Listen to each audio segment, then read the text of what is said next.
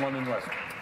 Thank you, Speaker. It is an honour for me to rise today on behalf of the Ontario NDP caucus to pay tribute to former London South MPP Elizabeth Joan Smith.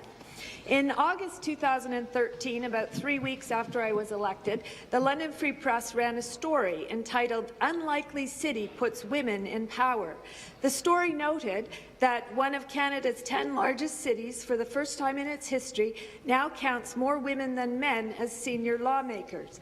It went on to say that in senior politics, especially at the provincial level, London takes a backseat to few in gender equality, sending strong women to Queen's Park in senior roles for at least 2 generations.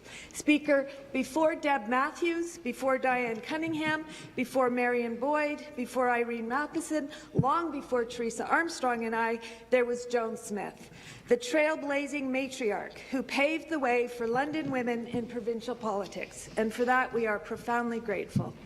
I met Joan just once, about a year or so ago, at a youth awards ceremony at the Boys and Girls Club, one of the many community organizations that has benefited enormously from the generosity and passion of Joan and her husband Don.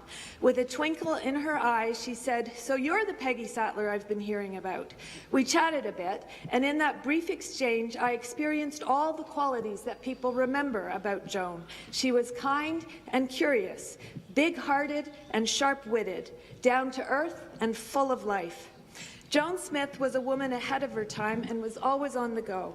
By the age of 21, she had graduated from the University of Toronto, married her lifelong partner Don Smith, a force to be reckoned with in his own right, and delivered the first of her 7 children.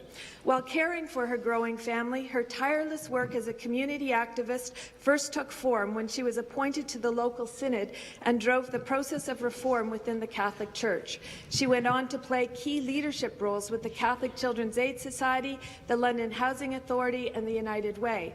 In 1965, she helped found Madame Vanier Children's Services, a children's mental health agency that last year celebrated its 50-year anniversary and which remains one of Joan's many crowning achievements.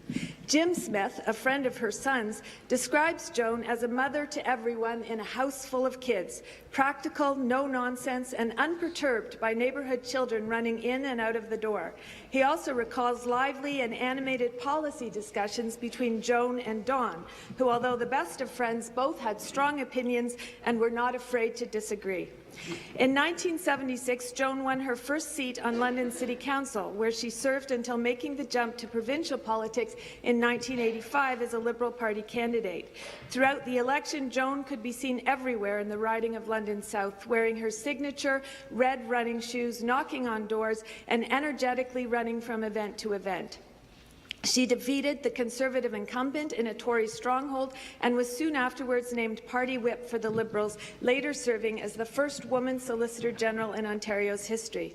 Joan was always a champion of social justice, someone who fought for the underdog and was outspoken in the defence of what was right. Her political opponent, David Wininger, who ran for the NDP against Joan in 1985, 1987, and the 1990 provincial elections, remembers her as a kindred spirit because of her commitment to social causes. Joan must have felt the same way about Wininger. After his second loss to Joan in 1987, she asked him to chair the London Middlesex Housing Corporation, a position that was then a provincial appointment, because she saw him as an ally in his advocacy for social housing. She was defeated by Wininger in 1990, but immediately embraced a new role on the board of King's University College.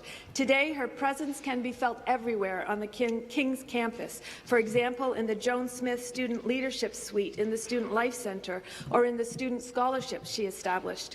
But her biggest legacy, according to King's University College Principal David Sylvester, was in the culture she created as a passionate advocate for student voice and student leadership and governance. Current King's programs on women in politics and women's leadership are a direct result of the ethos she established about the importance of engaging young women in civic and political life.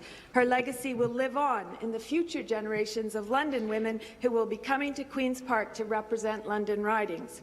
Most of all, of course, Joan's legacy lives in her family, her 7 children who are here with us today, her 22 grandchildren, and her 7 great-grandchildren. Politics is not easy on families, and we thank you for sharing Joan with us. In the end, I do not doubt that Joan's deepest wish was achieved, which was to be a good role model for her family. She made a positive difference in the world, and for that, we are profoundly grateful. Thank you, Speaker.